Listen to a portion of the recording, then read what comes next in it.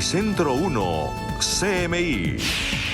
Declarada alerta roja en Bogotá. Cuarentena de jueves a lunes. Confinamiento por ahora durante los 2 próximos fines de semana. No se podrá salir de viaje durante ese periodo. Pico y cédula hasta el 19 de abril. Gremios cuestionan cuarentena y urgen plan de salvamento a pequeñas industrias y comercios. Alarma por contagios en 3 colegios de Bogotá. Alcaldía estudia posible cierre de instituciones. 430.000 micronegocios han desaparecido por la pandemia, revela el DANE. Vendedores informales claman ayuda. No tenemos para comer, dicen. Alarma por crecimiento del COVID en Colombia. Se supera cifra de 300 muertes diarias. Récord de fallecimiento por COVID en Barranquilla y el Atlántico. Otros 2 desmovilizados asesinados en Caquetá y Nariño. Policía que mató a abogado Ordóñez, condenado a 20 años de cárcel. Graves emergencias por invierno en el Meta, en norte de Santander y en Bolívar. Gasolina mantiene su precio. Baja el ACPM. Suspenden vacuna Janssen en Estados Unidos. Biden propone a Putin reunirse en un tercer país. Sacerdote italiano declara en sermón en misa que está enamorado. Con Claudia Palacios y Margarita Ortega. Buenas noches. Bogotá adoptó medidas extraordinarias para enfrentar el nuevo pico de contagios por COVID-19. La capital está en alerta roja hospitalaria y entrará en confinamiento durante los próximos 2 fines de semana. Esta medida regirá de jueves a domingo. La restricción de pico y cédula se mantiene, al igual que la prohibición para salir de viaje. A partir de mañana, Bogotá entrará oficialmente en alerta roja. La ocupación de UCI, por encima del 76%, deja a la capital con 424 camas disponibles para pacientes COVID, por lo que este fin de semana y el próximo habrá cuarentena estricta. La medida empezará el jueves a la medianoche y terminará el lunes a las 4 de la mañana y se repetirá en los mismos horarios el jueves 22 de abril hasta el lunes en la madrugada. Va a haber controles de Ejército, Policía y Secretaría de Movilidad en los 10 peajes de entrada y salida a Bogotá. Quiero volver a insistir, no estamos en puente ni en fin de semana de paseo. Esto solo funciona si nos cuidamos entre todos. ¿Qué se puede hacer? Comprar mercado, medicinas y productos de primera necesidad, una persona por familia, asistir a urgencias o citas médicas, ir a bancos y notarías, sacar la mascota por 20 minutos, hacer ejercicio durante 1 hora, ir a ciclovía y parques metropolitanos, transportarse en Transmilenio o el SITP, viajar si ya se tienen los tiquetes comprados, pedir comida y licor a domicilio, salir si se trabaja en alguna actividad esencial o atender asuntos de fuerza mayor. Vamos a seguir con pico y cédula todos los días hasta el próximo lunes 19 de abril, tal cual lo determinó el Gobierno Nacional. ¿Qué no se puede hacer? Asistir a clases presenciales en colegios públicos y privados, salir a pasear, ir a restaurantes, estos operarán solo a puerta cerrada y con domicilios, hacer visitas familiares, asistir a reuniones sociales en sitios cerrados, consumir licor en establecimientos comerciales y en el espacio público, ir a cine, rumba, comprar ropa, ir a bibliotecas, gimnasios, iglesias o algún sitio de aglomeración. Nuestra dificultad ahorita consiste en que estamos recibiendo muy altas solicitudes de unidad de cuidado intensivo, tanto de no COVID como de COVID. Esta mañana tuvimos 242 solicitudes de UCI COVID. La apuesta en Bogotá es reforzar el trabajo en casa. Por eso los call centers solo podrán citar al 50% de su personal. Las empresas privadas y públicas promoverán el teletrabajo en el 70% de su personal. Y ojo, porque las universidades deberán cancelar las actividades presenciales y mantenerse en virtualidad hasta el 30 de abril. Bogotá no sacrifica a sus niños, niñas y jóvenes en su educación. Es fundamental, colegios y jardines que tengan sus protocolos, estén habilitados, tengan su esquema de alternancia y de presencialidad gradual, progresiva y segura, deben continuar con ello. Finalmente, la alcaldesa Claudia López anunció que a partir de este jueves, Bogotá empezará a vacunar por agendamiento a los mayores de 65 años. Los gremios económicos de la capital del país cuestionaron los nuevos confinamientos decretados por la alcaldía. Pidieron un plan de salvamento para los negocios que operan en Bogotá. Pérdidas cercanas al 80% proyectan los comerciantes en Bogotá por las cuarentenas que regirán los próximos fines de semana. Estamos muy preocupados con los anuncios de la alcaldesa. Esta fue una semana de únicamente 3 días laborales, 3 días que tuvieron pico y cédula, y además aforos limitados para el comercio. Las medidas anunciadas la tarde de hoy por la Alcaldía de Bogotá resultan ser muy dolorosas y dificultan la reactivación económica de las MIPYMES en Bogotá. Lo que más preocupa es que esta semana solo hubo 3 días laborales. Tuvieron que cerrar el lunes y cerrarán nuevamente sus puertas el viernes. El próximo fin de semana, pues el sábado, que es el mejor día de la semana, se pierde. El viernes, que todos teníamos la esperanza de poder trabajar también. Aseguran que las medidas restrictivas terminarán condenando al cierre a nuevas empresas, lo que se traduce en pérdida de empleos. Hacemos un llamado para que el gobierno nacional atienda a hacer la creación de un plan de salvamento de la economía nacional, así como la ampliación del PAEF en monto y cobertura. Los gremios económicos piden flexibilizar medidas como el pico y cédula en la capital del país. Y hay alarma en 3 colegios de Bogotá por la detección de varios casos de contagio con COVID-19. Más de 70 personas entre personal docente y administrativo contrajeron el virus.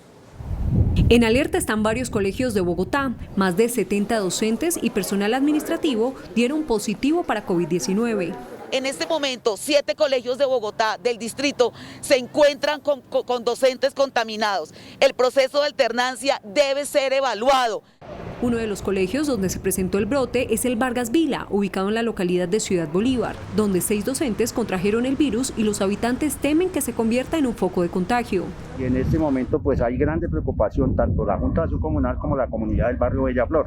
Le pedimos atentamente a la Secretaría de Educación a ver cuáles son las medidas que va a tomar al respecto.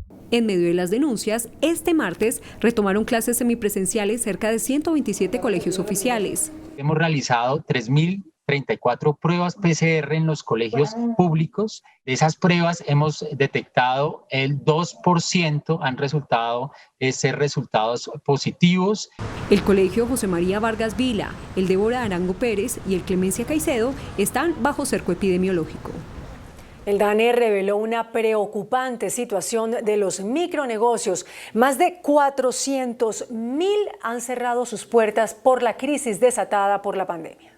El DANE dio cuenta de la desaparición de 430.000 pequeños negocios en el año 2020 por causa de la crisis asociada a la pandemia, mientras en el 2019 existían 8,3 millones de personas trabajando en estos pequeños negocios de barrio. En el 2020 la cifra bajó a 7,3 millones. Miles de pequeños negocios con 1 o 2 empleados no recibieron subsidio a la nómina. Esperamos que ya sea vía reforma fiscal, donde se considera ampliar el subsidio a la nómina, se ajuste realmente esa omisión o exclusión que se hizo desde el inicio para el subsidio a la nómina. La crisis tiene a muchos al borde de la quiebra. Yo creo que un 30 o 35% de los negocios te puede ir a la quiebra de forma directa, porque el no tener cómo vender, no tiene cómo producir, no tiene cómo tener un ingreso para pagar sus obligaciones y tiene que cerrar inmediatamente. El DANE estima que se perdieron 1 millón de empleos durante la pandemia en estos pequeños negocios, lo que equivale a una reducción del 12,1%. Y la situación de los vendedores informales también es crítica. Claman ayuda, aseguran que están pasando hambre.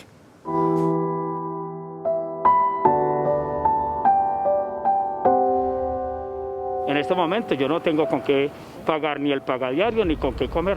Él es Jairo Humberto Mantilla, uno de los 39.700 vendedores informales que hay en Bogotá. Estas humildes personas que viven del rebusque y de la venta de toda clase de artículos afirman estar en la quiebra ante las múltiples cuarentenas del año pasado y la más reciente del fin de semana. Estos días que ha estado en cuarentena no se ha podido trabajar y ha sido bastante difícil para poder conseguir algo para el sustento diario. Sus rostros reflejan la tristeza por la que atraviesan. Cada peso recibido es una ayuda para el sustento diario, ingreso que en ocasiones no llega y que en otras no alcanza ni para un plato de comida. La alcaldesa dice que cierren, pero ella no dice voy a ayudar a los de las casetas con un mercado. El tiempo pasa y como doña Tulia, quien debe vender sus juguitos o aguas frente a un hospital, son cientos los adultos mayores que sufren las consecuencias de los irresponsables que no se cuidan en la pandemia, indisciplinados que obligan a que la ciudad entre en confinamiento. Este fin de semana que estuvimos enterrados, ni para comer había. Sin ayudas económicas y alimentarias, la esperanza se disuelve. La pandemia no solo ataca pulmones, sino bolsillos y corazones emprendedores. Y hay alarma por el crecimiento de los fallecimientos por COVID en Colombia. En las últimas 24 horas se reportaron más de 300 decesos. En solo 24 horas se confirmó que 326 colombianos perdieron la batalla contra el COVID-19. A la fecha en el país ya han fallecido 66.482 personas. Hoy se reportaron 16.377 nuevos casos. Los contagios activos ya son 85.429. Este ha sido el comportamiento del coronavirus en los últimos 4 días. El 10 de abril con 14.509 contagios y 325 muertes. El 11 de abril con 17.483 contagios y 281 muertes. El 12 de abril con 16.739 contagios y 267 muertes. Hoy con más de 16.000 casos y más de 300 muertes. En el Atlántico hoy se registró la cifra de muertes más alta desde que comenzó la pandemia. 94 muertos por COVID-19 este martes en el departamento del Atlántico marcan un nuevo triste récord en más de un año de pandemia. Fueron 56 los decesos en Barranquilla y 38 en 9 de los 22 municipios del departamento. Aquí se detalla la alta mortalidad en Soledad, en donde se registraron 24 muertos en las últimas 24 horas. Con la cifra de hoy, durante la pandemia, el Atlántico llegó a los 5.282 muertos y Barranquilla se acerca a los 3.000 decesos. Y en Medellín hay alarma por el creciente número de casos de contagios de coronavirus en menores de edad. El panorama COVID en Medellín es tan crítico que según el último reporte de las autoridades de salud, 7 niños entre los 1 y 6 años están contagiados. 4 niños que tienen 1 año de edad. Tenemos un niño que tiene 2 años, un niño que tiene 5 años y un niño que tiene 6 años. 3 de estos niños están en unidades de cuidados intensivos entubados. Con una ocupación del 97% en UCI, el departamento avanza con el traslado de pacientes a otras ciudades con el apoyo de la Fuerza Aérea. Preveemos que para los próximos días empecemos a observar una reducción en el número de casos. En Antioquia, según el porcentaje de ocupación, quedarían 60 camas disponibles y hay más de 150 personas en lista de espera. Ante las comisiones séptimas conjuntas, el ministro de Salud, Fernando Ruiz, defendió el proyecto de reforma a la salud. Lo calificó como necesario, fundamental e histórico para el momento de crisis que vive Colombia. El proyecto que con mensaje de urgencia comienzan a discutir las comisiones séptimas tiene, entre otras, modificaciones a las EPS, dejar solo las que tengan mayor eficiencia. También crea el médico de la familia e introduce la posibilidad de investigación para que Colombia produzca vacunas anti-COVID.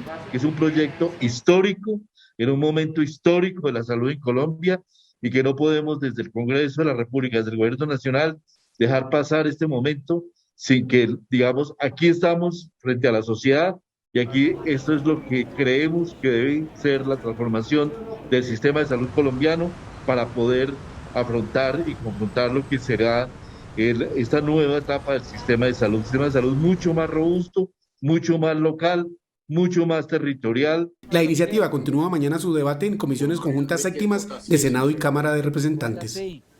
A sanción presidencial pasó el proyecto de ley que reglamenta el trabajo en casa y que fija los derechos que tienen los empleados que laboran desde su hogar. Esta noche el Senado de la República aprobó la conciliación de la iniciativa.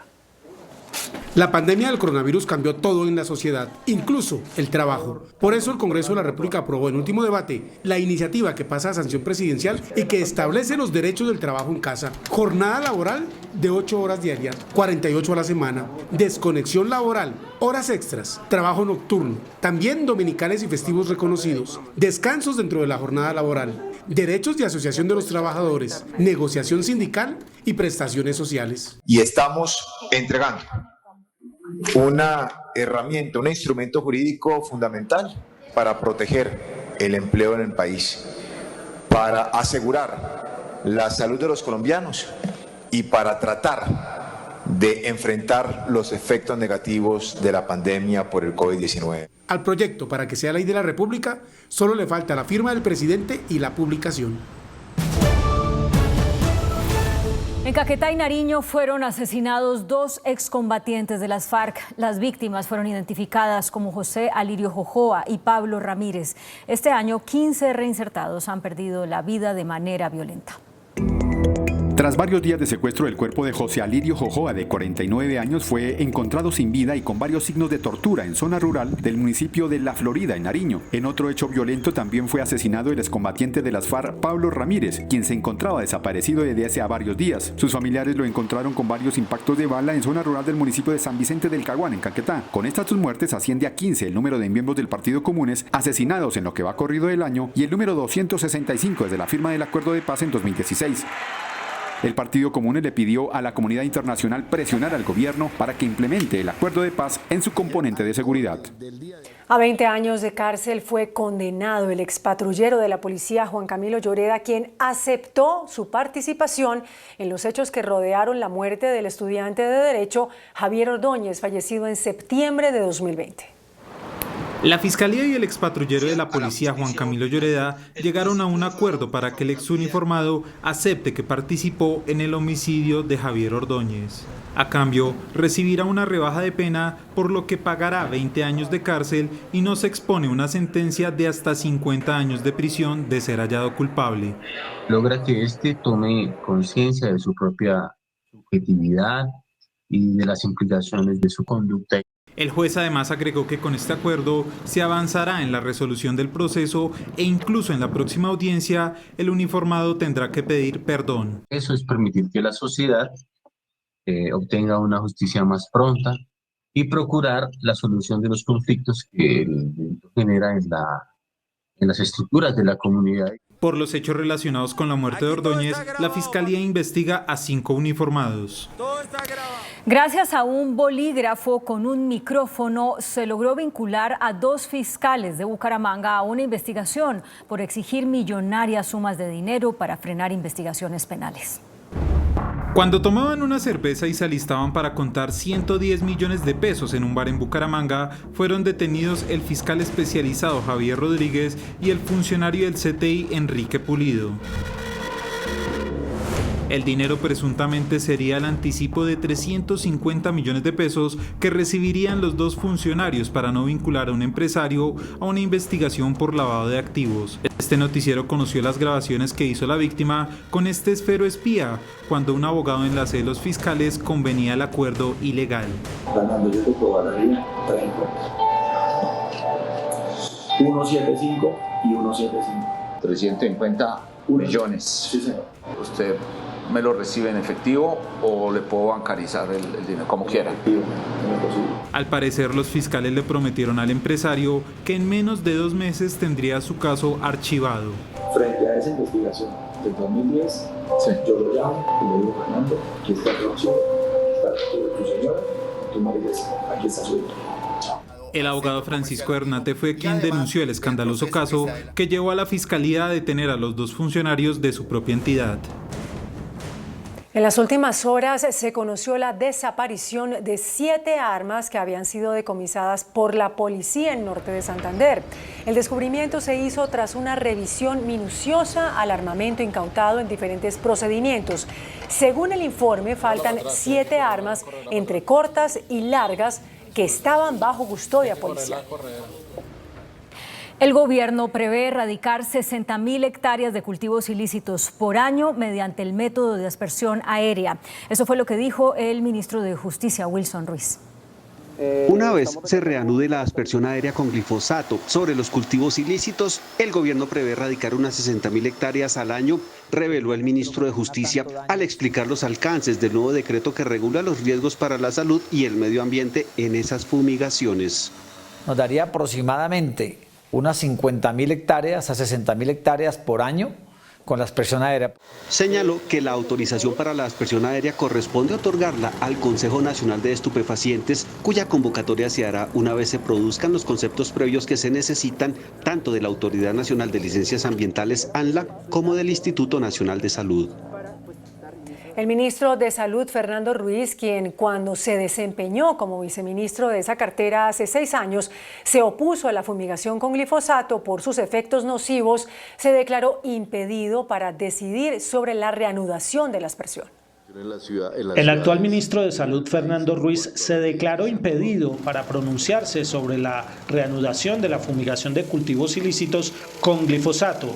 En el año 2015, cuando se desempeñaba como viceministro de Salud del gobierno de Juan Manuel Santos, se declaró en contra del uso de este herbicida por considerarlo un agente cancerígeno. El principal cáncer que se atribuye al glifosato es se llama linfoma no Hodgkin.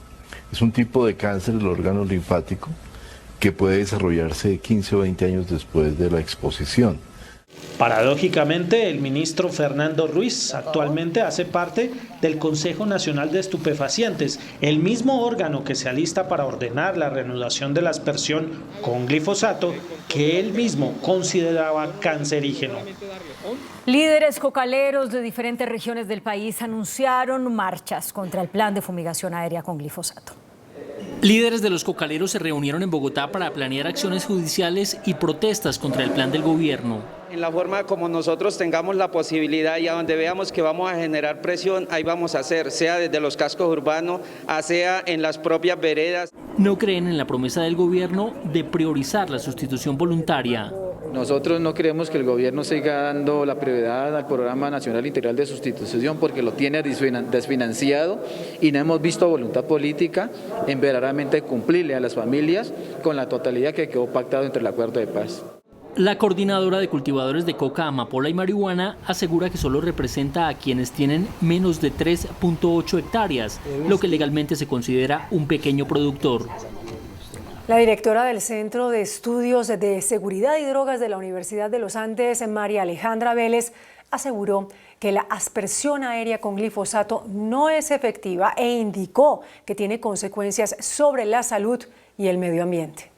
La profesora de la Facultad de Economía y directora del Centro de Estudios sobre Seguridad y Droga de la Universidad de los Andes, María Alejandra Vélez, cuestionó la efectividad del plan de fumigación con glifosato. Ni la fumigación es efectiva en el largo plazo para erradicar los cultivos de uso ilícito y además tiene unos costos sociales en términos de salud, ambientales. Advirtió que esta fumigación podría desplazar los cultivos de coca hacia zonas de reserva natural. Se puede volver a resembrar en el mismo sitio en 3 meses o en 4 meses, o el narcotráfico empuja estos cultivos en otras zonas que además se ha visto en los últimos años son sensibles en términos ambientales. A este plan del gobierno todavía le falta la licencia ambiental, el concepto del Ministerio de Salud y el fallo de 2 tutelas presentadas por comunidades que se verían afectadas. En la plenaria de la Cámara calificaron como veneno el regreso de las fumigaciones con glifosato. Integrantes de partidos de oposición alertaron sobre la grave afectación para la salud, el medio ambiente que traerá esta práctica. Durante la plenaria de la Cámara, representantes de los partidos de oposición calificaron como veneno el glifosato, con el que se iniciará la aspersión contra los cultivos ilícitos. Aseguraron que están comprobados sus efectos nocivos para la salud y el medio ambiente. Y este es el único gobierno en el mundo, valga contarle esto a la opinión pública, al que en medio de una pandemia se le ocurre asperjar el campo colombiano con veneno. Es el único gobierno en el mundo al que se le ocurre fumigar con veneno, con glifosato, a las zonas que menor capacidad tienen para enfrentar la pandemia. El glifosato es un veneno que está demostrado puede producir cáncer, abortos, muertes de niños y una total destrucción en los campos colombianos. Parlamentarios del Centro Democrático defendieron la aspersión con glifosato. Las empresas norteamericanas instaladas en Colombia respaldaron la reforma tributaria, pero le pidieron al presidente Duque y al Congreso que sus términos sean consensuados con el sector privado. Una cumbre de liderazgo femenino y transformación digital organizada por la Cámara de Comercio Colombo-Americana con el respaldo del Canal 1 se instaló hoy en la Casa de Nariño. Los dos principales directivos de la Cámara dijeron que el sector privado entiende la necesidad de emprender reformas como la fiscal, pero abogaron por acuerdos para encontrar soluciones responsables e innovadoras. Pero es evidente que se requiere de un nivel de consenso importante porque se trata de un sacrificio en el que el sector privado será el principal proveedor de recursos. Instamos al Gobierno, al Congreso, a los líderes políticos para que trabajemos por una reforma laboral que amplíe las posibilidades para la generación de empleo. El presidente Duque respondió defendiendo su decisión de presentar la reforma que él llama de transformación social y sostenible y dijo que cualquiera que tenga 2 dedos de conciencia entenderá que es urgente y necesaria. Es un deber de los países hoy estabilizar sus finanzas públicas. Y es mejor hacerlo a tiempo y con responsabilidad, pero también con esa bandera de seguir protegiendo a los más vulnerables, porque la pandemia no ha terminado. Duque invitó al Congreso a una discusión diáfana y clara sobre este proyecto. La Fuerza Aérea Colombiana anunció la puesta en órbita de un nuevo satélite en el espacio. Se utilizará para seguridad, control de la deforestación y cuidado del medio ambiente. Durante el tercer debate en la Comisión Segunda de la Cámara del proyecto que busca ratificar el acuerdo firmado por más de 130 naciones que busca aprovechar la órbita geoespacial y extraterrestre, el general Fernando Lozada, director de operaciones aéreas de la FAC, confirmó la puesta en órbita del segundo satélite colombiano. Que estamos creando o llevando un paso más allá y estamos trabajando en el FACSAT-2, que es un satélite que va a tener mejores capacidades, es un poco más grande, con mucha mejor capacidad de observación de la Tierra, no solamente para el área militar. Ingenieros colombianos y tecnología nacional participarán en la puesta en órbita de este satélite. El invierno que enfrentan varias zonas del país provocó emergencias en los departamentos de Meta, norte de Santander y Bolívar. La creciente del río Huéjar inundó la vía que une el municipio de Vistahermosa y 45 veredas, provocando la caída de un puente y incomunicando toda su zona agrícola. Los agricultores se encuentran preocupados, pues están en plena producción y han tenido que transbordar sus productos para no perderlos. Cientos de cultivos de pancoger fueron afectados por el desbordamiento del río Ariar en el sector del municipio del Dorado Meta. Las intensas lluvias en las últimas horas en el Catatumbo originaron graves emergencias en viviendas y cultivos en los municipios de Tibut y Convención. Los desbordamientos de los ríos Tardinata y el río Tibut, producto de la ola invernal, dejan más de 1.500 personas damnificadas.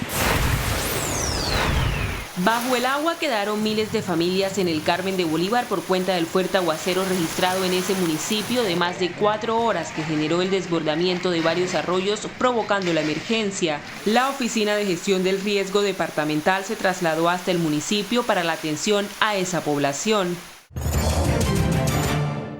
El precio de la gasolina permanecerá estable y el de la CPM bajará 34 pesos.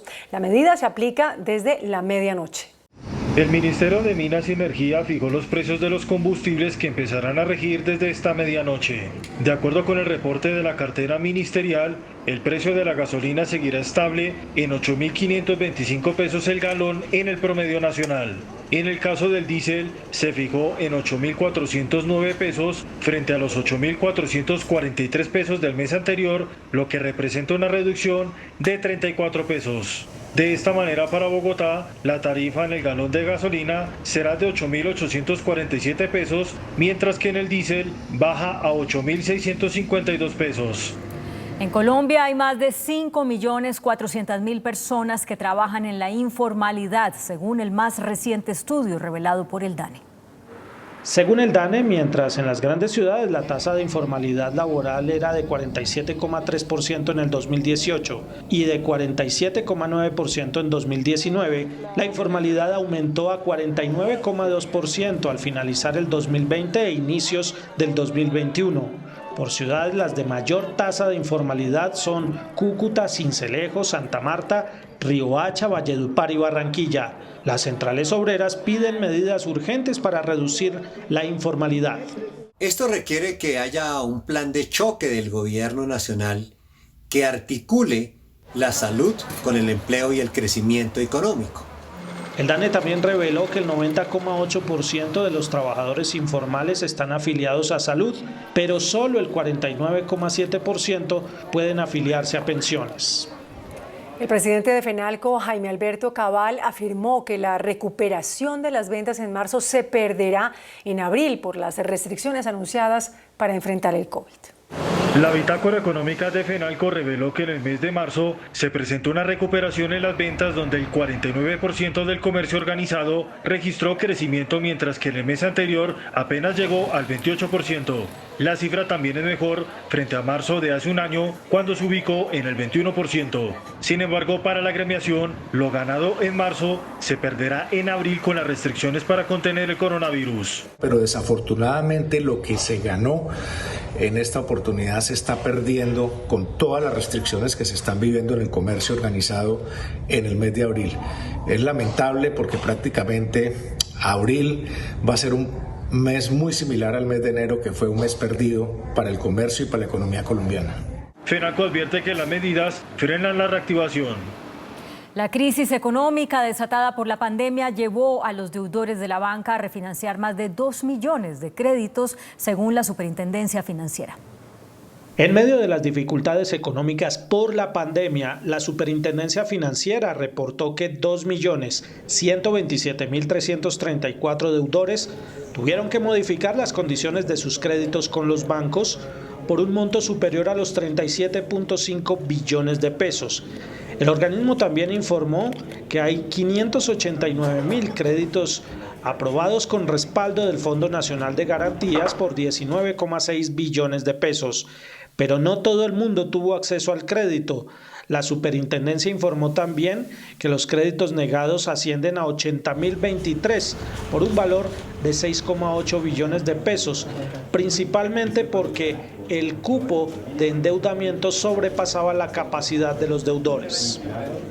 Tras una reunión extraordinaria, la Junta Directiva de Empresas Públicas de Medellín designó a Jorge Andrés Carrillo como nuevo gerente general de la compañía. Jorge Andrés Carrillo, un ingeniero civil y ambiental con maestría en gerencia de la Universidad de los Andes, es el nuevo gerente de EPM. Se ha desempeñado como viceministro de Agua y Saneamiento y superintendente delegado en la Superintendencia de Servicios Públicos Domiciliarios.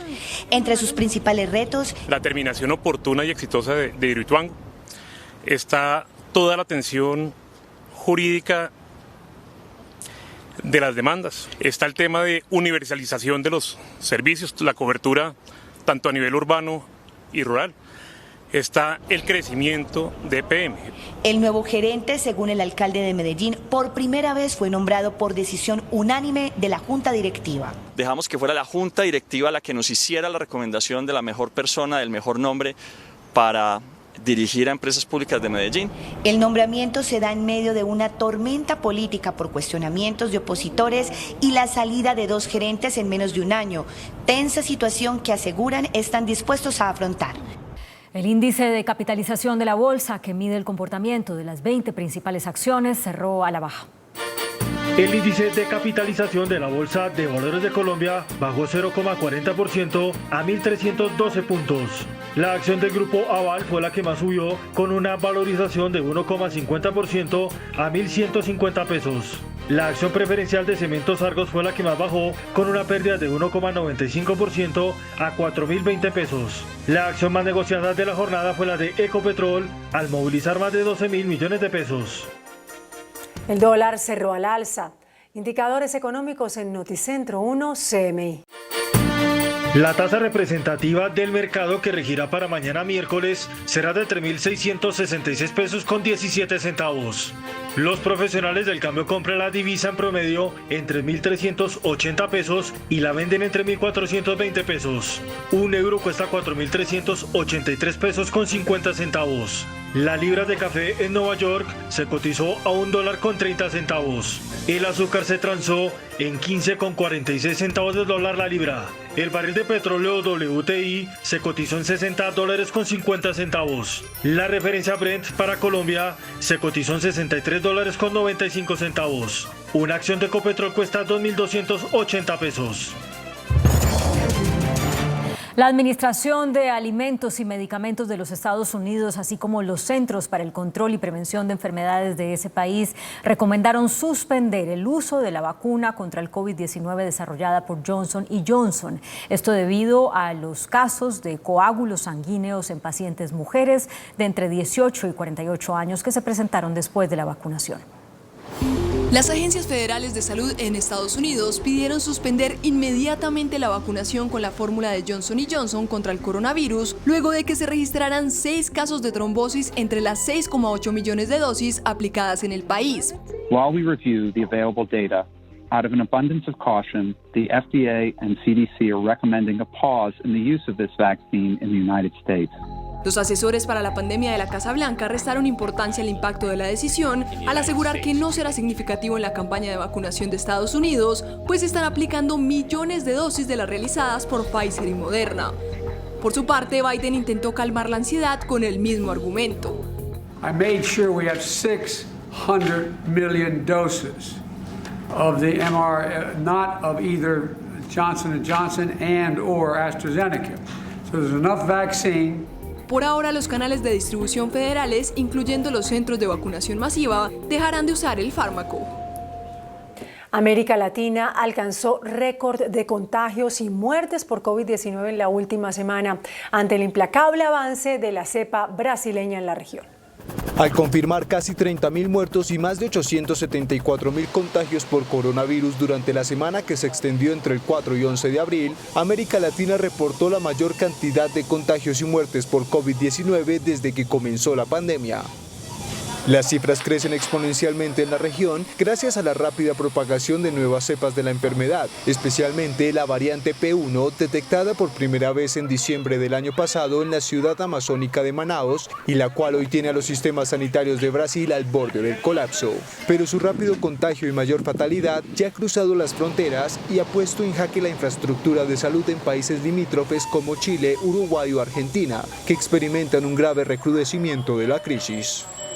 Pues justamente Francia suspendió los vuelos con Brasil para prevenir una posible llegada de casos de COVID de la llamada cepa brasilera. La situación sanitaria en Brasil no deja de agravarse desde febrero debido a la aparición de una nueva variante del virus que se originó en el gigante sudamericano y que es considerada más contagiosa y peligrosa. Por lo que el primer ministro francés anunció que el país europeo suspenderá hasta nuevo aviso todos sus vuelos con el país sudamericano debido a las inquietudes generadas por la mutación originada allí. Actualmente todos los pasajeros que llegan procedentes de Brasil tienen que alegar un motivo de imperiosa necesidad que justifique su viaje, mostrar una prueba PCR con resultado negativo realizada en las últimas 72 horas y hacerse un test de antígenos en el aeropuerto francés de llegada. Alemania propuso el endurecimiento de la ley anti-COVID para aplicar medidas más estrictas en todo su territorio. Si el proyecto es aprobado, las 16 regiones del país bávaro se tendrían que regir por las órdenes impartidas directamente por la canciller Angela Merkel. Justo un día después de superar los 3 millones de contagios de COVID-19, Alemania aprueba endurecer la ley sobre la protección contra las infecciones que permite al gobierno, a partir de ahora, imponer restricciones unificadas en todo el territorio para combatir mejor la pandemia de COVID-19. La ley, que debe ser ratificada por el Parlamento, establece que a partir de un umbral de 100 nuevos casos por cada 100.000 habitantes en 3 días, el Estado federal podrá decidir la aplicación de toques de queda nocturnos, la reducción de contactos entre personas en lugares privados o el cierre de comercios no esenciales, entre otras medidas. Un informe de la Organización Panamericana de la Salud advirtió que el consumo de bebidas alcohólicas provocó la muerte de alrededor de 85.000 personas por año entre 2013 y 2015 en el continente americano. Según un nuevo estudio realizado por la OPS, el consumo de alcohol en América es un 25% mayor que el promedio mundial. La ingesta de bebidas alcohólicas ocasionó un promedio de 85.000 muertes anualmente entre 2013 y 2015 en el continente, y es un factor que contribuye en más del 5,5% de las muertes anuales en la región. Además, el 64,9% de esas muertes correspondieron a personas menores de 60 años y se debieron principalmente a enfermedades del hígado y a trastornos neuropsiquiátricos como la dependencia del alcohol. Alrededor del 80% de las muertes relacionadas con el consumo de bebidas alcohólicas en América se concentran en Estados Unidos, Brasil y México. Japón aprobó un polémico plan para liberar en el océano toneladas de agua radioactiva proveniente de la planta de Fukushima.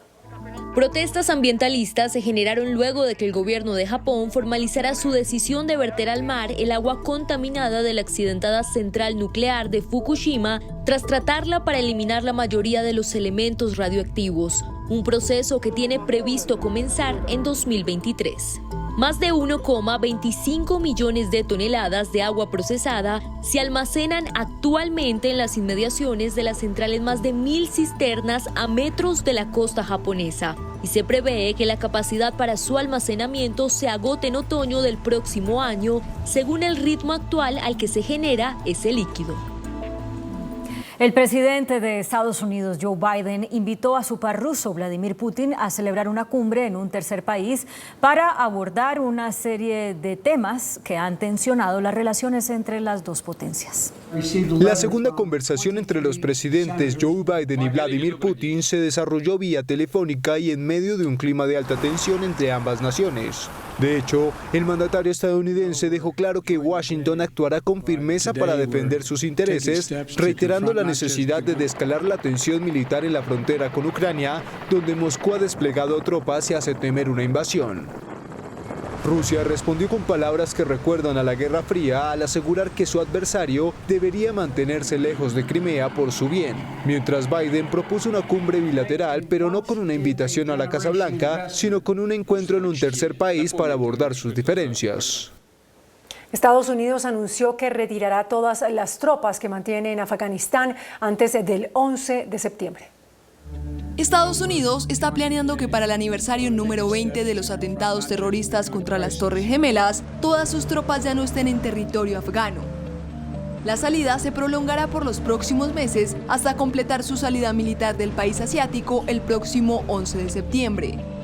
La decisión de la Casa Blanca supone prolongar su presencia en Afganistán 4 meses más, pues la administración de Trump había consensuado con los talibanes su retirada para el 1 de mayo. Si bien los talibanes se han comprometido a renovar los ataques contra el personal de Estados Unidos y la OTAN, si las tropas extranjeras no salen antes de la fecha límite, Estados Unidos advirtió a este grupo de una respuesta contundente ante cualquier ataque durante la retirada de tropas. Oficialmente hay 2.500 soldados estadounidenses en Afganistán. El párroco Don Riccardo Ceccovelli de la diócesis de San Felice en Massa Martana, en Italia, pidió iniciar los trámites sobre su destitución del estado clerical. El sacerdote reveló en plena misa que se enamoró y advirtió que no quiere traicionar la promesa que hizo con la iglesia. El hombre fue suspendido del servicio y ya comenzaron los trámites para que vuelva al estado laico.